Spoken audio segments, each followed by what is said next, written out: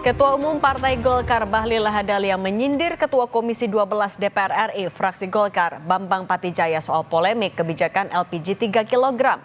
Sindiran itu ia sampaikan dalam Rakernas Partai Golkar 2025 di DPP Partai Golkar Jakarta Barat hari ini. Bahlil menyentil Bambang semestinya membantu menjelaskan ke publik soal maksud kebijakan tata distribusi LPG 3 kg yang jadi riuh di publik. Bahlil mengibaratkan sebagai nahkoda partai saat ini tengah menguji loyalitas anak buahnya di Golkar. Sebagai tanda peresmian pembukaan Anugerah DN 2024. Bambang Patijaya merupakan anggota DPR. Bapak Bambang Patijaya berkenan untuk tetap berada di atas panggung, Pak, karena secara simbolis kita akan kembali menandai peresmian atau pembukaan dari Anugerah DN 2024 dan selanjutnya kami juga... Bambang Patijaya merupakan anggota DPR dari fraksi Partai Golkar yang bertugas sebagai Ketua Komisi 12 DPR yang membidangi energi dan sumber daya mineral. Bapak Musri. Ini tiba-tiba kita stop. Ini yang kemudian sekarang kita rubah bertahap, kita lakukan penataan agar tetap mereka bisa berjalan dan sekarang mereka sudah bisa berjalan. Wakil Ketua Komisi 12 ada. Ketua Komisi 12 ada. Bapak sebagai Ketua Komisi 12 yang kemudian Partai Golkar ngomong juga seperti ini.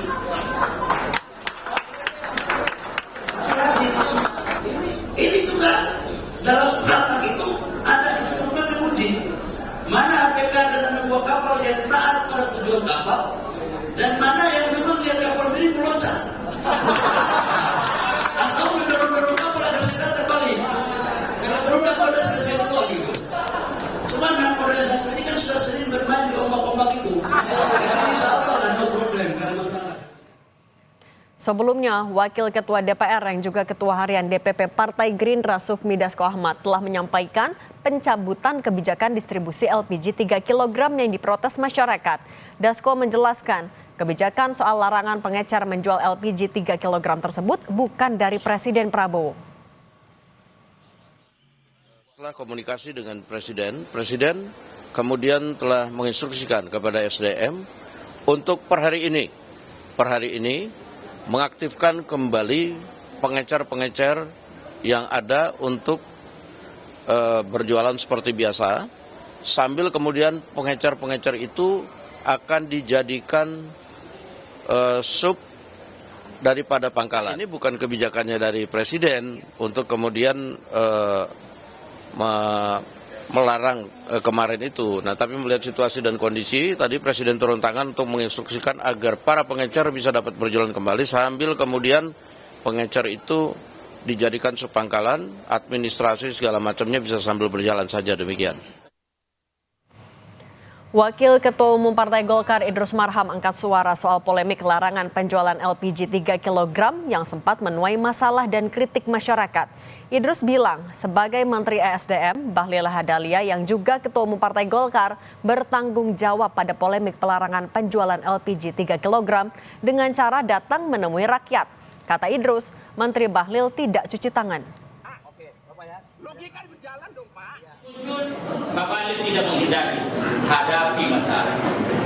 Yang kedua, pada Pak Bahlil sebagai pemimpin tidak melempar tanggung jawab. Dia mengatakan saya tanggung jawab. Pak Bahlil karena masalah dari rakyat, Pak Bahlil tidak pergi kemana-mana tapi mendatangi rakyat. Itu biasanya kan melempar. Ya dalam arti cuci tangan. Pak Bahlil tidak cuci tangan. Di tengah gaduh soal kebijakan gas 3 kg yang telah dicabut, Presiden Prabowo Subianto melempar sinyal reshuffle kabinet. Di acara puncak peringatan HUT ke-102 Nahdlatul Ulama di Jakarta, Prabowo menyebut siapa yang ndablek akan ditindak. Presiden Prabowo menyatakan tekadnya mewujudkan pemerintahan yang bersih. Namun, ia mendapati ada perlawanan tapi tak menjelaskan perlawanan dari mana.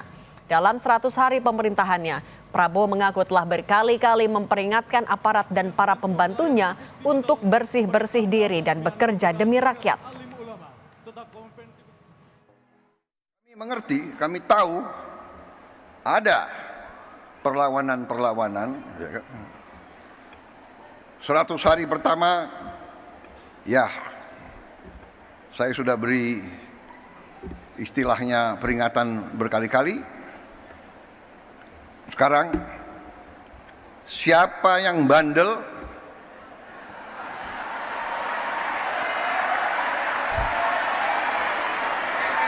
siapa yang dablek, siapa yang tidak mau ikut dengan aliran besar ini, dengan tuntutan rakyat, pemerintah yang bersih, siapa yang tidak patuh, saya akan tidak.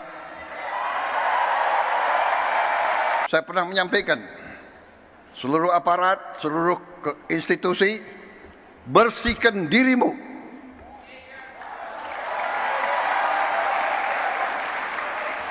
Sebelum kau dibersihkan. Bagaimana dampak politik dari gaduh kebijakan LPG 3 kg di Kabinet Prabowo? Kita bahas bersama Hendar Samarantoko, Ketua Umum Lisan, dan Burhanuddin Muhtadi, Direktur Eksekutif Indikator Politik Indonesia. Selamat petang semuanya. Selamat petang. Waalaikumsalam. Mas Burhan, kalau kita melihatnya dari kacamata politik, sebenarnya gaduhnya LPG 3 kg ini apa dampaknya kepada pemerintahan Presiden Prabowo?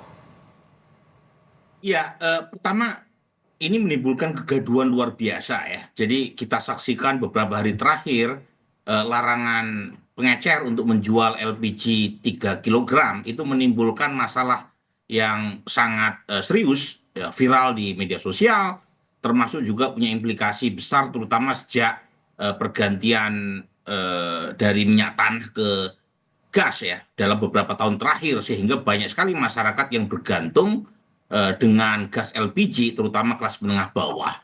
Nah, jadi apa yang dilakukan oleh Presiden Prabowo dengan mengembalikan ya proses distribusi ke pengecer sebelum pemerintah menyiapkan, terutama dalam konteks distribusi yang lebih bisa tepat sasaran, itu satu mitigasi yang menurut saya tepat, karena kalau tidak itu bisa menimbulkan implikasi ke approval rating Presiden Prabowo. Kita tahu survei Kompas, survei Indikator maupun LSI, terutama 100 hari pemerintahan beliau itu menunjukkan ekspektasi publik yang luar biasa. Jadi kalau misalnya penanganan kasus LPG 3 kilo ini tidak tepat, itu bisa menjadi awal berakhirnya bulan madu publik ya dengan Presiden Prabowo. Oke, Mas Burhan, tapi kalau kan kita melihat ini kebijakan hanya berlangsung selama 3 hari. Kemudian Dasko sempat bilang kalau ini bukan perintah presiden. Tapi Bahlil bilang kalau ini adalah sesuatu yang sudah dikaji dari 2023. Apa yang bisa kita baca dari ini sebenarnya, Mas?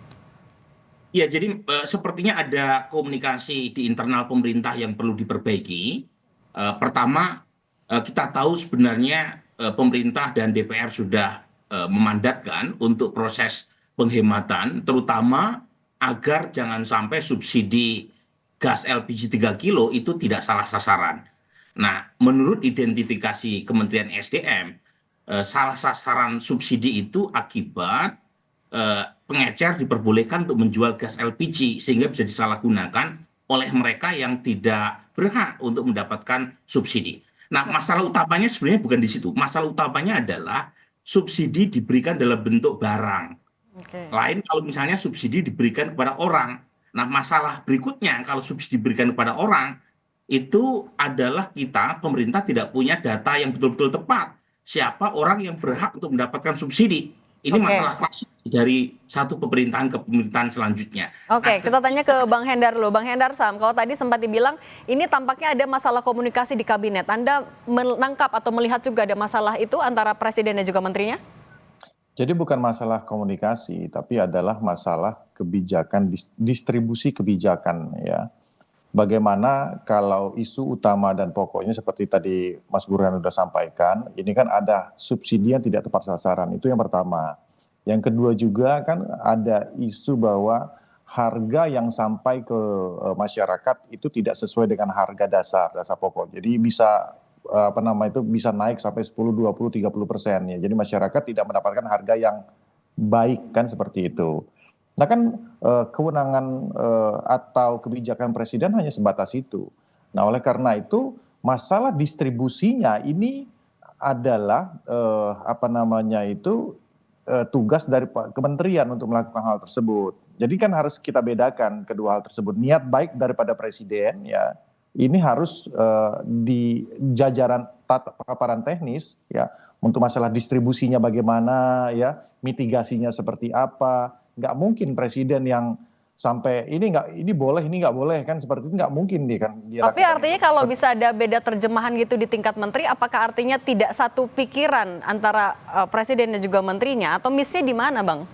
Iya, bukan masalah nggak satu pikir, kan sebenarnya pikirannya sama, cuman masalah bagaimana cara yang tepat untuk apa namanya itu supaya hal teknis ini bisa benar-benar terlaksana kan gitu, ya kan? Nah ini kan kemudian yang jadi masalah kalau kita apa namanya itu analogikan, kita pengen menutup distribusi ini ya, distribusi yang sudah tidak tepat sasaran dan lain sebagainya ini, bagaimana caranya? Kayaknya kayak pengen nutup jalan lah gitu ya. Kalau kita pengen nutup jalan, artinya kita kan harus siapkan jalan baru, begitu kan? Siapkan jalan baru, ya kan? Habis itu mensosialisasikan jalan baru ini kepada orang-orang yang biasa menggunakan jalan tersebut.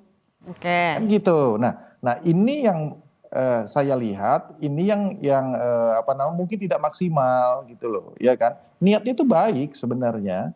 Nah ini tidak maksimal. Presiden nggak mungkin juga ngurusin masalah teknis pendistribusian. Oke, teknis tidak di jajaran presiden. Oke, ya, Mas Burhan. Oke, kita ke Mas Burhan dulu. Mas Burhan, tadi kan Pak Presiden sempat bilang kalau ada yang tidak seirama bisa saja sinyalnya adalah untuk dilakukan reshuffle. Apakah ini berkaitan kemudian dengan gaduh LPG 3 kg yang baru sekali itu terjadi? Ya kalau dari sisi timing, orang boleh saja mengaitkan statement Presiden Prabowo dalam acara Harlah NU dengan kegaduhan terkait dengan kebijakan LPG 3 kg. Tetapi lagi-lagi ada 3 hal saya kira yang menurut saya menjadi pertimbangan buat Presiden untuk melakukan bongkar pasang kabinet. Yang pertama adalah aspek kinerja. Nah, kinerja di sini adalah ukurannya jelas, performance. Dan mungkin tidak semua orang tahu karena ada menteri yang performance-nya baik, tetapi, nah yang kedua, reputasinya buruk. Jadi itu yang berkaitan dengan image. Jadi ada good atau bad performance, ada good atau bad image. Ada yang image-nya baik tetapi secara teknokratik buruk, ada juga seperti itu. Nah, tetapi ukuran yang terakhir yaitu backup politik. Nah, kalau ukurannya backup politik, saya kira Pak Bahlil sangat kuat karena bagaimanapun beliau adalah ketua umum Partai Golkar, partai terbesar dalam koalisi pendukung Pak Prabowo, bahkan kursinya lebih besar ketimbang Gerindra.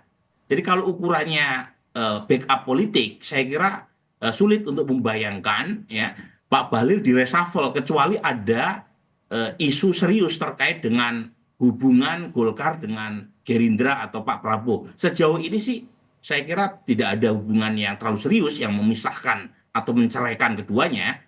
Tetapi mungkin ya kalau ada menteri yang reputasinya buruk, performanya buruk, apalagi tidak ada backup politik, kemungkinan untuk menjadi sasaran dari palu godam reshuffle itu jauh lebih besar. Dan itu ada beberapa yang menurut saya performanya buruk, image-nya juga buruk, backup politik atau cantolannya juga lemah secara politik. Dan itu mungkin yang lebih rentan untuk terkena reshuffle. Oke, kalau Bang Hendar Sam, kalau Anda mencermatinya sebenarnya apakah gaduh LPG 3 kg ini akan mempengaruhi penilaian Pak Presiden terhadap kabinetnya di tengah isu reshuffle sebenarnya? Itu menarik tuh, saya memang dari dulu sudah berpikir seperti yang disampaikan oleh Mas Burhan tadi, bahwa kadang-kadang ya kan banyak sekali yang performanya baik, tapi di publik tidak begitu baik karena komunikasi publiknya juga kurang seperti itu. Ada juga yang sebaliknya. Nah, yang lebih tahu ini Pak Prabowo. Jadi seperti sudah beliau sampaikan bahwa sudah diperingatkan berkali-kali, ya kan? Sudah 1, 2, 3 kali sudah diperingatkan. Nah, peringatan-peringatan dan teguran-teguran ini kan tidak disampaikan ke publik, ya. Bisa saja hanya antara Pak Prabowo dengan dengan menterinya, ya kan, atau melalui Seskap kan gitu. Nah, ini yang kita nggak tahu. Jadi kita susah untuk menegur. Jangan kaget juga. Menteri yang populis bisa jadi kena reshuffle. Karena apa? Karena sibuk memoles diri dan tidak kerja. Dan banyak juga menteri yang bekerja dalam sunyi gitu loh. Ya. Dia tidak. Nah ini yang karena kan tergantung mindsetnya dari para menteri ini maunya apa. Dia pengen populis genit-genitan saja atau dia memang pengen bekerja untuk presiden gitu loh, sebagai pembantu presiden. Yang tahu ini kan cuma presiden. Nah, ini yang mungkin kalaupun fitrahnya nanti reshuffle kan pasti ada ya, secara fitrah politik pasti ada. Ya kita nggak usah kaget-kaget amat. Yang tahu tuh Bapak itu Pak Presiden gitu loh. Oke, itu jadi haknya Pak Presiden. Tapi kalau Mas Burhan kan tadi juga di tayangan sebelumnya, Bahlil sempat menegur kadernya juga yang dinilai tidak membantu menjelaskan ke publik. Apa yang bisa Anda cermati di pernyataan ini dari Bahlil? Ya ini urusan internal Partai Golkar. Kalau Mas Burhan menanggapi gimana Mas Burhan? Mas Burhan yang ngomong, saya nggak enak ngomongnya.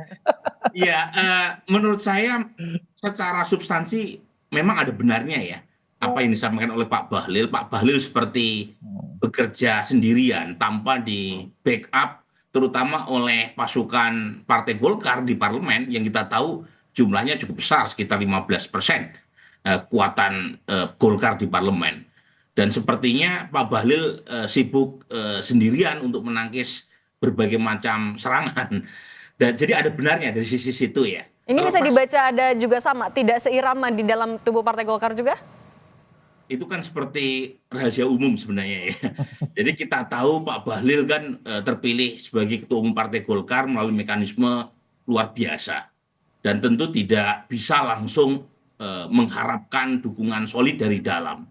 Dan menurut saya ini bagian juga dari evaluasi Pak Bahlil terhadap skuad fraksinya di parlemen. Karena bagaimanapun menteri itu didukung oleh terutama partainya sendiri, dan terutama lagi adalah namanya kebijakan kan tidak bisa menyenangkan semua orang. Jadi di situ diperlukan kecakapan dari politisi untuk menjelaskan dan mempengaruhi ya masyarakat mengapa kebijakan itu diambil. Tentu tidak seluruhnya benar kebijakan itu, kita udah mendengar banyak hal, tetapi sisi lain mengapa misalnya ya subsidi harus diberikan kepada dalam bentuk barang yang bisa menimbulkan moral hazard. Itu kan kritik yang dari dulu kita sampaikan. Sebab kalau misalnya diberikan dalam bentuk barang, itu banyak orang yang nggak berhak kemudian memakai celah untuk mendapatkannya. Nah lebih baik memang subsidi diberikan kepada orang. Agar lebih tepat sasaran, Mas Burhan, betul ya? Itu yang kami tangkap. Tepat sasaran. Oke, baik. Mas Burhanuddin Muhtadi, Direktur Eksekutif Indikator Politik Indonesia, dan Bang Hendar Samaranto, Ketua Umum Lisan. Terima kasih sudah berbagi di Kompas Petang. Sehat selalu semuanya.